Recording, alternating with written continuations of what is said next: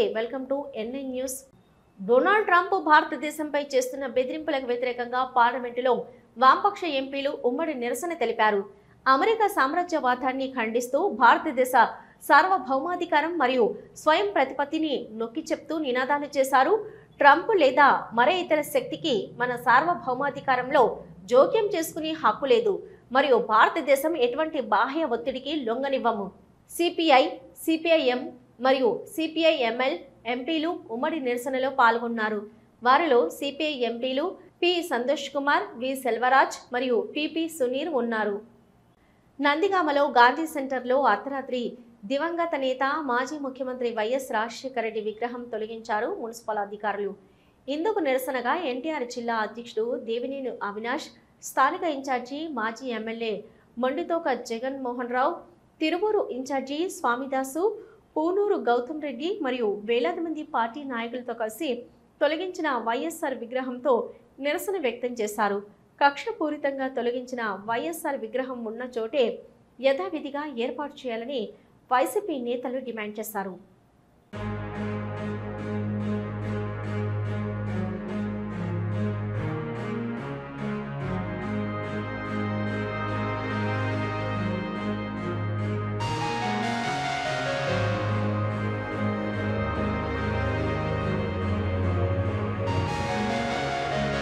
YSRCP women's wing working president Vijay Manohari media సమావేశంలో మాట్లాడారు. ఎన్నికల ముందు అలవికాని హామీలనిచ్చి గెలిచిన 14 నెలల తర్వాత మహిళలకు ఉచిత బస్సు ప్రయాణం అని చెప్పి ఇప్పుడు పరిమిత ప్రయాణం వరకు మాత్రమే ఉచితమని మహిళలకు పంగనామం పెట్టారని ఆమె అన్నారు. మనం మరి ఇంతవరకు నువ్వు ఎక్కడికి తీసుకుపోలేదు కదా అంటారు. అంటే హస్బెండ్ చెప్తాడనమాట, లేదు ఆ రోజు నాకు చేత కాలేదు, ఈ 5 సంవత్సరాల తర్వాత మనము కూటమి ప్రభుత్వం వస్తుంది, చంద్రబాబు నాయుడు గారు అన్నిటి ఫ్రీ ఉచిత బస్సు అని చెప్పినాడు, మనం అన్నీ తిరగొచ్చు అని చెప్తాడు. ఆ రకంగా ప్రజలను మభ్యపెట్టి మహిళలను మోసం చేసి అధికారంలోకి వచ్చి ఈరోజు ఉచిత బస్సు అని చెప్పని ఆల్రెడీ 14 నెలల టైం అయిపోయింది. గడిచిపోయిన తర్వాత ఈరోజు ఏదో తూచామంత్రంగా ఈ ఆగస్టు 15 నుంచి ఉచిత బస్సును అమలు చేస్తామని చెప్పని ప్రకటించినారు. ఉచిత బస్సు అంటే మరి మనం స్టేట్లో ఎక్కడికి వెళ్ళినా కూడా, ఏ ప్రాంతానికి వెళ్ళినా కూడా ఉచితంగా మహిళలు తిరగగలిగేలాగా ఉండాలి.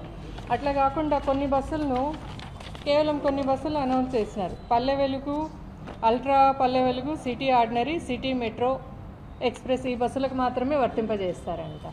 మరి మన స్టేట్లో దాదాపు 12,000 బస్సులు ఉన్నాయి. 12,000 బస్సులలో కేవలం 50% బస్సులే, అంటే కేవలం 6,000 బస్సుల్లో మాత్రమే ఉచిత బస్సు సదుపాయాన్ని ప్రకటించినారు. ఈరోజు ఈ ఉచిత బస్సు, ఈ పల్లె వెలుగైనా, అల్ట్రా పల్లె వెలుగైనా, సిటీ ఆర్డినరీ, సిటీ మెట్రో అయినా కూడా కేవలం అది సగటున ప్రయాణించే రూటు కేవలం 40-50 కిలోమీటర్లు మాత్రమే ప్రయాణిస్తుంది.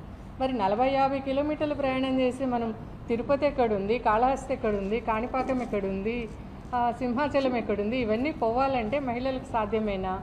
ఇట్లా అలవిగాని వాగ్దానాలను ఇచ్చి ప్రభుత్వం అధికారంలోకి వచ్చి మహిళల్ని మోసం చేయడాన్ని ఏ రకంగా మనం చూడాలా అని చెప్పని మేము ఈరోజు ప్రశ్నిస్తూ ఉన్నాము.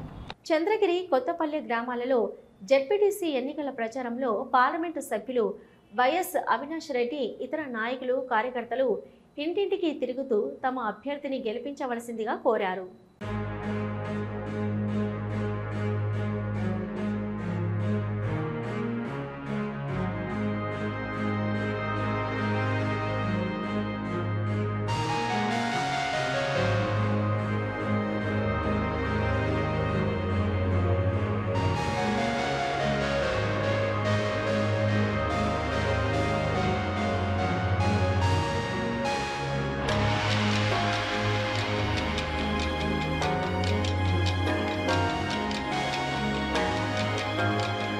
తిరుమలలో శ్రీవారి సేవకు వచ్చిన తమపై టీటీడీ అధికారులు నిర్లక్ష్యంగా వ్యవహరిస్తున్నారంటూ నిరసన చేపట్టారు.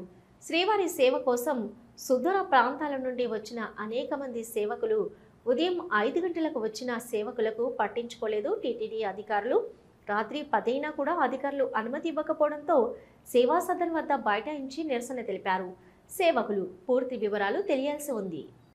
60 సంవత్సరాలుగా యూనివర్సిటీలో బీసీ విభాగం లేదని ప్రొఫెసర్ జయశంకర్ తెలంగాణ వ్యవసాయ విశ్వవిద్యాలయంలో బీసీ విభాగం ఏర్పాటు చేసుకునేందుకు సంతోషకర విషయమని అన్నారు.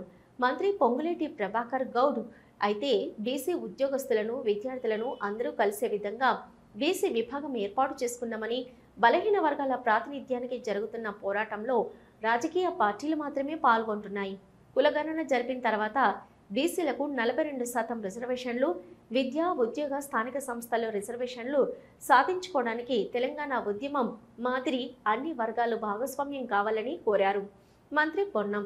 కార్యక్రమంలో BC commission chairman Niranjan, Rajendranagar MLA Prakash Goud, కేంద్ర హోంశాఖ సహాయ మంత్రి బండి సంజయ్ కుమార్ సిట్ విచారణకు హాజరయ్యారు. అంతకుముందు సిట్ ఆఫీసుకు బయలుదేరుతున్న సందర్భంగా బండి సంజయ్కు మద్దతుగా ఆయన వెంట భాగ్యనగర్లో భారీ ర్యాలీగా బయలుదేరి వెళ్లారు బీజేపీ నాయకులు, కార్యకర్తలు.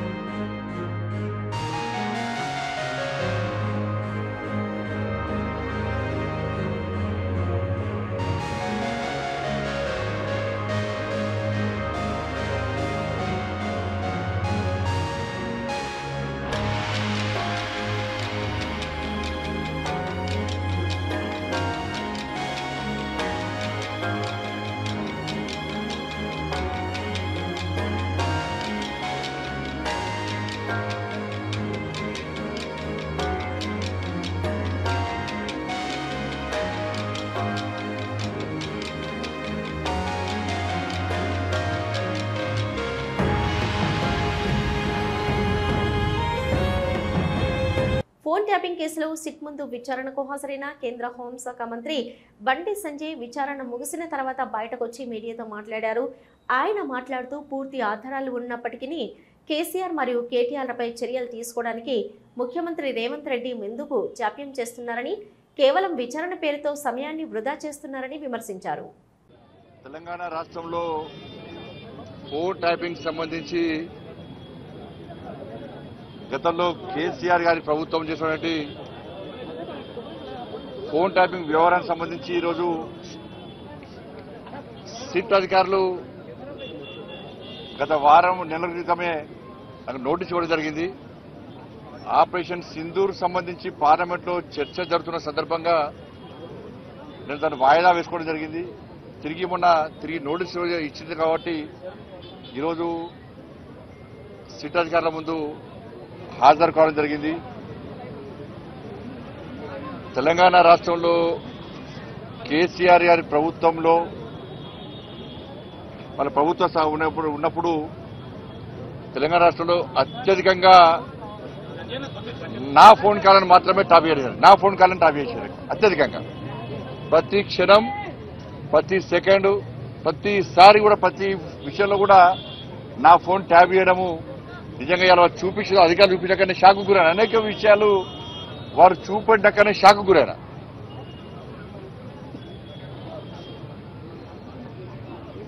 ఎంత నీచులు వీళ్ళంటే కేసీఆర్ కుటుంబము మావోయిస్టులకు సంబంధించి ఫోన్ ట్యాబ్ చేయాలి. ఆ లిస్టులో మా పేర్లు పెట్టారు. మావోయిస్టు లిస్టులో మా పేర్లు పెట్టి మా ఫోన్ ట్యాబ్ చేశారు. నాదే కాదు, అప్పుడు పిసిసి అధ్యక్షుడు ఉన్నటువంటి ఇప్పటి ముఖ్యమంత్రి రేవంత్ రెడ్డి గారి పేరు ఉంది అలా. కేసీఆర్ అల్లుడు హరీష్ రావు పేరు కూడా ఉంది అలా. వాళ్ళ ఫోన్ కూడా ట్యాబ్ చేశారు. మొట్టమొదటిసారి అసలు ఫస్ట్ బాధితున్నా నేను మొట్టమొదటిసారి ఫోన్ ట్యాపింగ్ వ్యవహారంలో ఫస్ట్ టైం స్టేట్మెంట్ ఇచ్చింది కూడా నేనే. నేను గతం నుంచి చెప్తున్నా, ఇది మూర్ఖత్వ ప్రభుత్వము. వీళ్ళకు వావి వరుసలు ఏంలో వీళ్ళకు. ఇవాళ మంచి పండుగ, ఇవాళ రేపు ప్రధానమైన పండుగ. బంధాలు అనుబంధాలకు సంబంధించినటువంటి వాళ్ళ పండుగలు. ఇవాళ అమ్మవారి పండుగ అనేది వరలక్ష్మి శుక్రవారం, రేపు రాఖీ పండుగ. ఇవాళ ఇన్ని పండుగలైనా కూడా ఇవాళ వేలాది మంది ఇవాళ భారతీయ జనతా పార్టీ కార్యకర్తలు పండుగలు వదిలిపెట్టి తరలి వచ్చారు ఇవాళ. కానీ అప్పుడు కేసీఆర్ ప్రభుత్వంలో వావి వరుస లేవు. వాళ్ళకు తల్లి లేదు, నా తండ్రి లేడు, నా అక్క లేదు, నా చెల్లి లేదు. వాళ్ళకు నా కుటుంబ సభ్యుల ఫోన్ ట్రాప్ చేసిర్రు, నా ఫోను, నా కుటుంబ సభ్యులది, మా సిబ్బందిది, లాస్ట్ కు మా ఇంట్లో పనిచేసే వర్కర్లు కూడా. మాది పక్కవేటు సొంత కేసీఆర్ బిడ్డ కూడా ఫోన్ ట్యాప్ చేశారు, కేసీఆర్ అల్లుని కూడా చేసిర్రు. వీళ్ళని ఏమనాలో తెలంగాణ సమాజం ఆలోచించాలి. నారా చంద్రబాబు నాయుడు ఏ రోజు నిజాయితీగా రాజకీయాల్లో పోటీ పడలేదు. ఎన్టీఆర్ గారికి వెన్నుపోటు పొడిచినప్పటి నుంచి తప్పుడు పద్ధతుల్లోనే రాజకీయాలు చేస్తున్నాడు చంద్రబాబు అని విమర్శించారు. బాపట్ల జిల్లా వైఎస్ఆర్సీపీ అధ్యక్షులు మాజీ ఎమ్మెల్యే మేరుగొండ నాగార్జున దీనికి సిగ్గుపడకపోగా గొప్పగా చెప్పుకుంటున్నాడని జడ్పీటీసీ ఉప ఎన్నికల సందర్భంలో వైఎస్ఆర్ కాంగ్రెస్ పై బహిరంగ దాడులు చేస్తున్నారు. ఏ ఎన్నికలు వచ్చినా సునీతమ్మను రంగంలోకి దించుతున్నాడు చంద్రబాబు. వివేకానంద రెడ్డి హత్య చేసిన హంతకులు వాళ్లకి చేదోడు వాదోడుగా ఉన్నారు.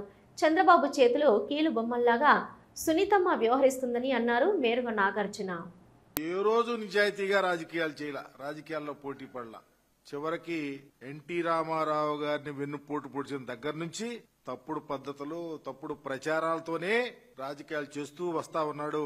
దీనికోసం కనీసం ఆయన సిగ్గు కూడా పట్టల్లా, ఇలా చేస్తా ఉన్నామని. అది ఒక గొప్పగా చెప్పుకుంటా ఉంటాడు.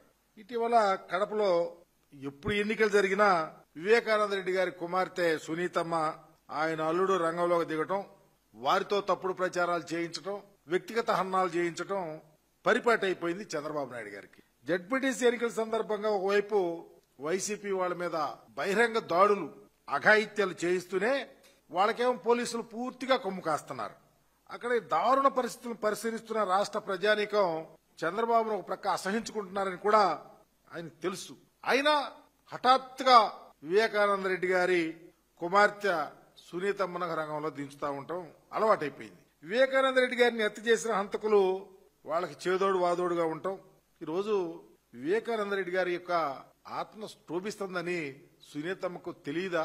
ఇప్పుడు మళ్లీ చంద్రబాబు చేతిలో ఓన్లీ రాజకీయ కీలు బొమ్మలాగా మరి సునీతమ్మ వ్యవహరిస్తా ఉందంటే, వివేకానంద రెడ్డి గారి హత్య మొదలు హత్య ఘటన వాడుకొని గత 2 ఎన్నికల్లో చంద్రబాబు నాయుడు లబ్ధి పొందాలని, మరి వివిధ పార్టీ వ్యవస్థలో ఉన్న ఆయన మనుషులు ఈ కేసును ప్రక్కదోవ పట్టించాలని అనేక అభూత కల్పనలతో అమాయకులను, నిర్దోషులను జైల్లో పెట్టించి ఏకంగా రాక్షసానందం పొందినటువంటి పరిస్థితి కూడా ఈ రాష్ట్రం చూస్తూనే ఉన్నాం. వివేకానంద రెడ్డి గారిని తానే చంపానని టీవీ ఛానల్లో దస్తగిరి అనే వ్యక్తి చెబితే, అలాంటి దస్తగిరిని అప్రూవర్ గా మార్చిన ఘనత చంద్రబాబు నాయుడు గారికి కాదా? తన తండ్రి హంతకుల చట్టం చేతిలో కాకుండా బయట విచ్చలవిడిగా అన్యాయాలు చేస్తూ తిరుగుతూ ఉంటే వారికి హితోధికంగా సహాయము, తోడ్పాటు అందించింది సునీతమ్మ కాదా అని అడుగుతా ఉన్నా. ఇప్పుడు మళ్లీ జడ్పీటీసీ ఎన్నికలకు దృష్టిలో పెట్టుకుని చంద్రబాబు చెబుతున్నట్టు మాట్లాడు. ఎన్నిక వస్తే ఆమె వచ్చేస్తుంది. ఏదో ఒక రకంగా వివేకానంద రెడ్డి గారి హత్యను అడ్డం పెట్టుకుని ప్రజలను ప్రక్కదోవ పట్టించాలని చూస్తూ ఉంటుంది. ఈరోజు అన్నిటికన్నా వ్యవస్థలో వివేకానంద రెడ్డి గారి హత్య ఎవరి హయాంలో జరిగింది, ఆ కేసులో ఆ రోజు ఎవరి హయాంలో జరిగితే వ్యవస్థలన్నీ ఎవరి చేతుల్లో ఉన్నాయో ప్రజలకు తెలియదా? చంద్రబాబు నాయుడు గారు అధికారంలో ఉన్నప్పుడు జరిగితే వ్యవస్థలన్నీ వాళ్ళ చేతుల్లో ఉంటే చివరికి అది సిబిఐ దాకా వెళ్తే సిబిఐని కూడా మేనేజ్ చేయాలని పెద్ద ఆలోచనలు చేసినటువంటి వ్యక్తులు కాదని అడుగుతా ఉన్నా. చివరికి పాపం పుణ్యం లేనటువంటి, ఏ సంబంధం లేనటువంటి అవినాష్ రెడ్డి గారి కుటుంబాన్ని రాజకీయంగా నాశనం చేయాలని ఒక దుగ్ధతో ఈరోజు వ్యవహరించిన తీరు ప్రజలకు తెలియదా? నిజంగా రాబోయే రోజుల్లో న్యాయం అనేది తప్పకుండా గెలుస్తుంది. ఎందుకంటే బాగా చదువుకున్నటువంటి వ్యక్తి, గొప్ప చదువులు చదువుకొని జగన్మోహన్ రెడ్డి గారి యొక్క ప్రోత్సాహంతో రాజకీయాల్లోకి వచ్చినటువంటి యువకుడు అవినాష్ రెడ్డి గారు అయితే ఆయన్ని రాజకీయ బలిపసుపులు చేయాలని ఒక ఆలోచనతో తప్ప వేరే ఏం లేదు. సరిగ్గా ఎన్నికలు వచ్చినాయి, ఎన్నికలు వస్తున్నాయంటే చాలు వస్తారు, 4 నిందలేస్తారు, 4 ఆరోపణలు చేస్తారు, వెళ్ళిపోతారు. నేను అడుగుతాను, ఇదేం పద్ధతి తల్లి? సిబిఐ తన దర్యాప్తు పూర్తి చేశారని సుప్రీంకోర్టులో చెప్పింది. కేసు సర్వోన్నత న్యాయస్థానం చేతిలో ఉంది. మీరొచ్చి కనీసం న్యాయస్థానంలో ఉందనే స్పృహ కూడా లేకుండా నీ తండ్రికి బద్ధశత్రువులైనటువంటి వారితో చేతులు కలిపి రాజకీయ ఆటలో తోలుబొమ్మలాగా మారుతా ఉన్నారంటే సునీతమ్మను ఏమనుకోవాలని అడుగుతా ఉన్నా. హన్మకొండ జిల్లా అంబేద్కర్ నగర్ లో 2 BHK ఇళ్ల ప్రారంభోత్సవంలో మంత్రి పొంగులేటి శ్రీనివాసరెడ్డి పాల్గొన్నారు.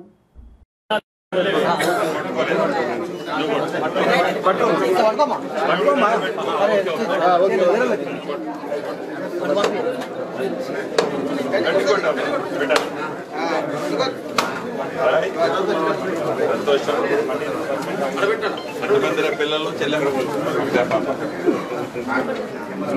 కత్తిరేదయ కలెక్టర్ గారు మేయర్ గారు ఎమ్మెల్యే గారు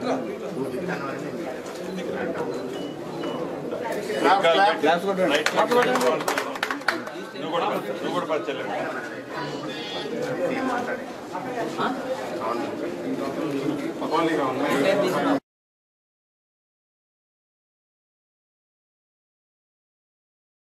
ఇవి ఇప్పటివరకున్న అప్డేట్స్. చూస్తూనే ఉండండి న్యూస్.